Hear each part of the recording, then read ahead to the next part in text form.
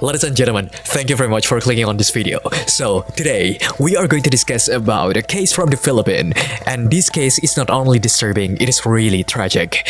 Because of what this one person did, the perpetrator is not only deserves to be called as a monster, but she deserves to be called as an evil as well because of what she did to the victims. The craziest part is, this one person who had a really tragic childhood, she was tossed around, she had no family to rely on, no family to speak with, the idea of a warm, loving family was only an imagination for her. But then, there's this one genuinely happy family, this one like harmonious and prosperous family took her in, they adopted her, they took her on vacations, they even sent her to school. And all she could finally experience is the dream that she could imagine before. But then, the way she repaid them was just really out of imagination, ladies and gentlemen. It sent the entire nation into a rage. This girl, the one that they saved, turned out to be their biggest nightmare. If you've ever seen the movie Orphan, the story is eerily similar. People even started calling her the real-life Esther because of what she did. So, I mean, just think about it. She was adopted as the third child into this one happy family, but then her arrival turned out to be the biggest mistake and also the biggest nightmare that they could ever have. And you know what's the craziest part is? She openly admitted that she was actually being inspired by this movie, Orphan, which was her favorite movie at the time. So that's why we have to talk about this case, ladies and gentlemen, because we might encounter this kind of person in the future. We can be more careful, and there are a lot of lessons that can be taken from this case. Okay, so what has exactly happened? Let's get right into it. But first, as always, let's do our ritual. Get your snacks, get your drinks, and find the most comfortable spot that you can find. And without any further ado, let's dive in. Okay, so ladies and gentlemen, the person at the center of this story is Janice Sebial, who was only 17 years old when this tragic happened. Her background is just incredibly bleak. She was born in 2005, grew up in Kidapawan City in the Philippines. She lived there with her parents and also with her 3 siblings. And her family was really far away from harmonious. Her mother worked as a housekeeper and her father had no steady job at the time, so that's why she lived in an extreme poverty at the time. So her family was far from harmonious. From a very young age, Janice witnessed her parents fighting, and eventually their parents divorced and left their children alone, including she didn't have any stable house to stay in.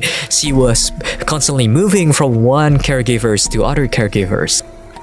This kind of upbringing what made Janice tough. She became bold enough to travel on her own without any destination in mind. For example, in 2013, Janice traveled alone to Davao City, which was a major city in the Philippines, and she didn't have any destination in mind actually at the time. She was just following her random intrusive impulsive thoughts, and yeah, she was just randomly traveling alone. She had no plan. She was just following her random impulsive thoughts. So that's why she was traveling alone at the time. When she got to Davao City, she wandered around until she ended up at a port. And when she got there, she saw a crowd of people boarding into a passenger ship, and she just hopped in there like randomly following her intrusive thoughts, just like I said before. And on that ship, she met with this one kind woman who actually cared about her. She was looking at her like, who's this little kid alone on the ship like this? And because of that, she finally approached her and asked her about like where her parents were. And her answer shocked this woman because she admitted that she was traveling alone at the time. She had no parents to stay with, and when she asked where she was going to, she doesn't even know where she was going to, so that's why she was shocked. And feeling sorry for her, this woman took Janice into her house. And after she arrived into her house, they took a photo of her and she posted that photo on Facebook just in case that there might be her family or relatives looking for her. But after a week, there was no sign of anything. So that's why after 1 week, she decided to just take Janice into her own city, which is Kidapawan City, and she took her into an orphanage at Kidapawan City at the time. From 2013, Janice lived and cared of at that orphanage, and she went to school there. And a few years later, and when she was finally in her high school, her needs started to grow, and because of that, she was starting to work as a housekeeper right there, and she became so focused on her job so that eventually she decided to drop out because she wants to focus on her job. So she drops out from school, and she had no education background after that. But unfortunately, after a year or so, the employers had to let her go because they could no longer to afford her. And in 2021, Janice was unemployed, so she was desperately looking for a job. Even though she no longer worked for the family, she was occasionally sometimes being invited to a family event. And it was at one of these gatherings that Janice finally met the victim's family, the Maguat family. And at that event, Janice was finally introduced to a cousin of one of her former employer, a girl named Gwen Maguat, that would later to become her victim. Since they were both girls and they were in the same age, they started to hanging out, and it wasn't long before they became friends. During one of their conversations, Janice opened up about her heartbreaking background. She told Gwen that she was in reality, both of her biological parents were still alive, but she hadn't seen or heard from them since she was a little girl. So that's why, feeling so hurt and also abandoned by their parents, she simply told her that they are gone. And listen to the story. Gwen was really heartbroken. Her story was a world away from Gwen's own life, which was, by all accounts, was nearly perfect. To help you understand, let's talk about the Maguat family. Gwen lived with her parents and her younger brother, Civil Louis Maguat, who everyone called as Boy Boy. They live in a middle-class family and also in a middle-class neighborhood in Malang, Cotabato. They were a simple but also prosperous family. Her father was a high school teacher and her mother was a school principal of elementary school in the city. With such strong educational background, Gwen and Boboy were raised in an immense love and incredible environment. Their parents prioritized their children's education, and as a result, they grew up to become kind, loving, and intelligent kids. They both constantly earned top grades in their school, and also they even become like the role model in their school for other students. And the family often went on vacations together to keep them close, and also they often went on vacation as well to keep their family bond close as well.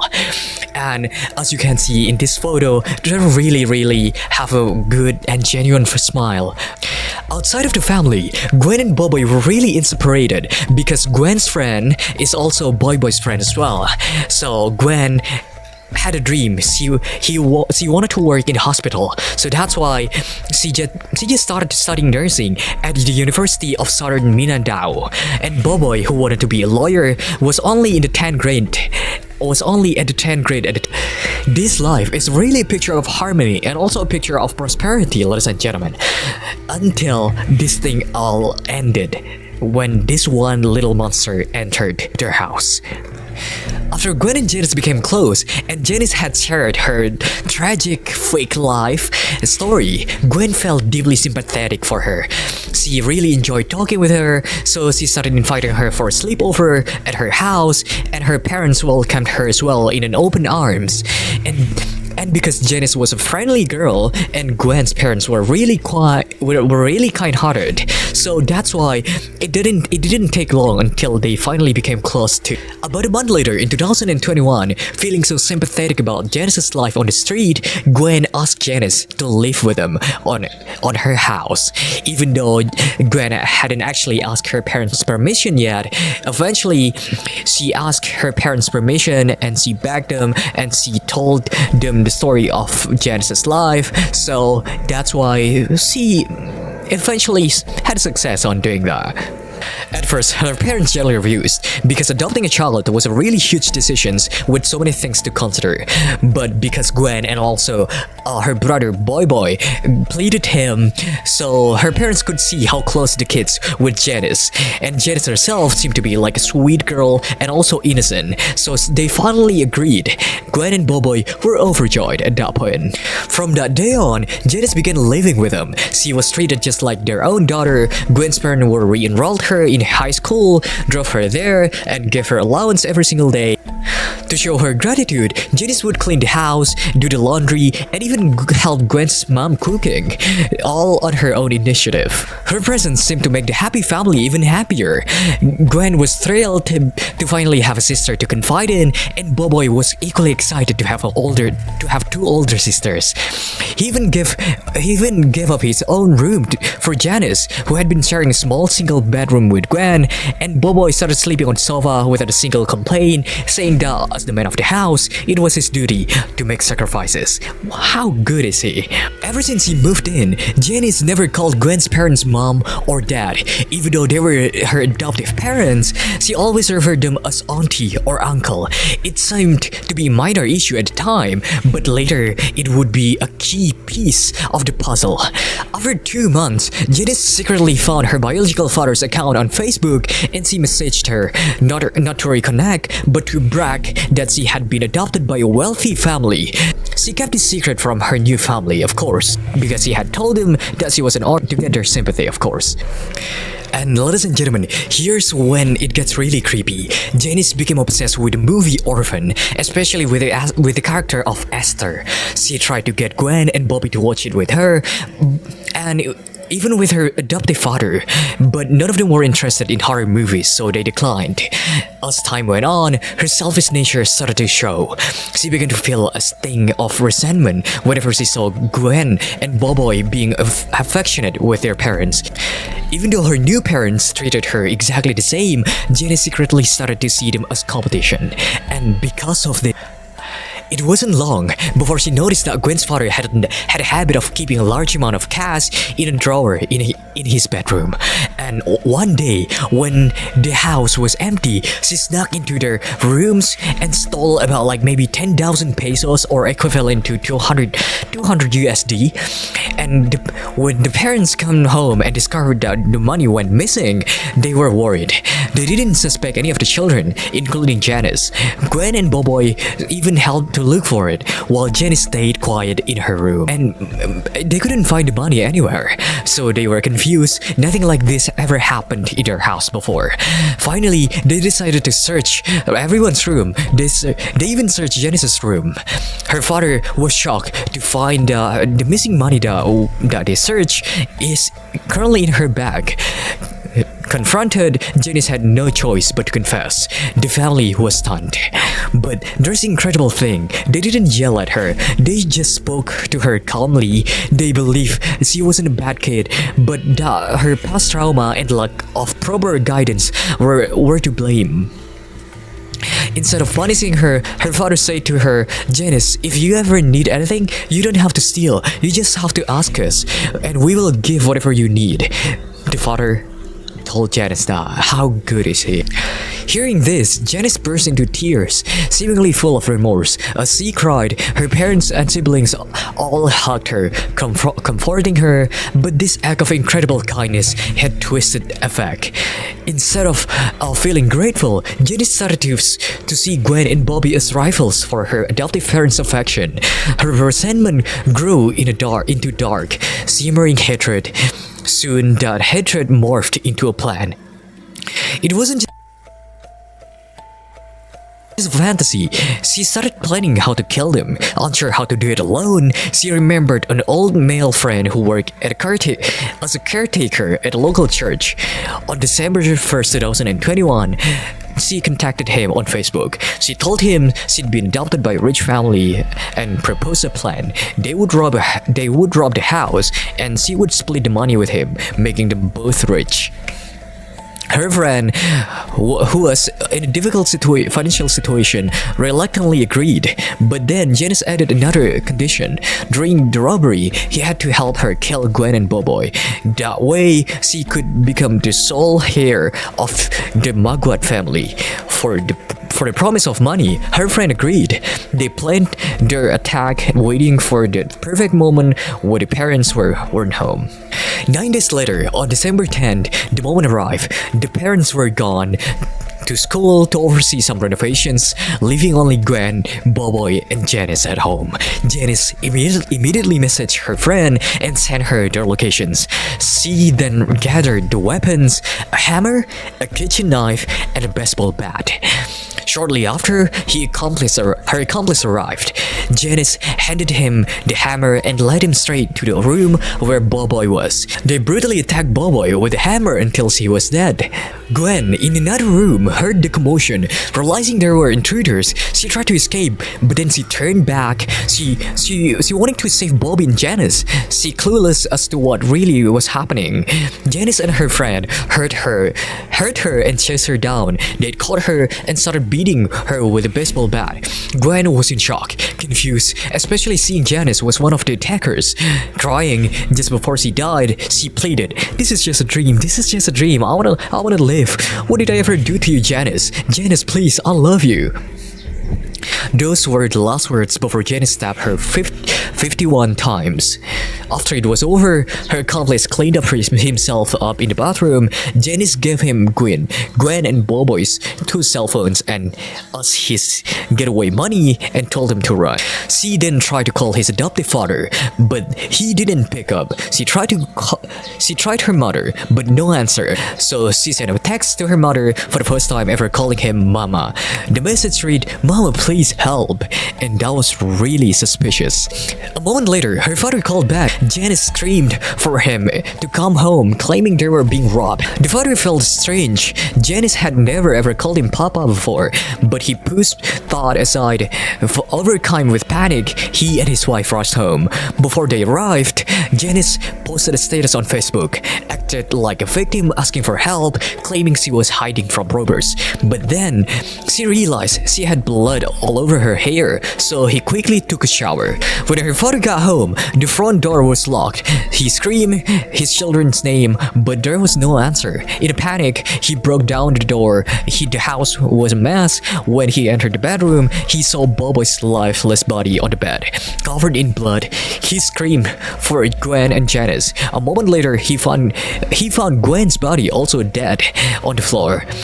Still not seeing Janice, he searched for her, calling her name. Suddenly, Janice appeared from the second floor, her hair still wet. At first, her father didn't think much of it. He just hugged her, relieved that at least she was safe. But then, he smelled shampoo in her hair and asked why it was wet, as if she just showered.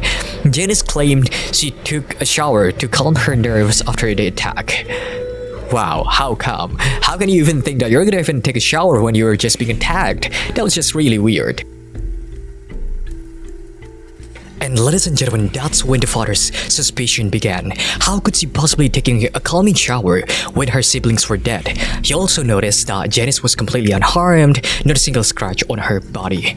Soon, the police arrived, and the scene became chaotic. When questioned, Janice told a fabricated story about 3 men robbing them and breaking into the house. She claimed that they killed Gwen and Boy, while she managed to escape and hide upstairs under the bed.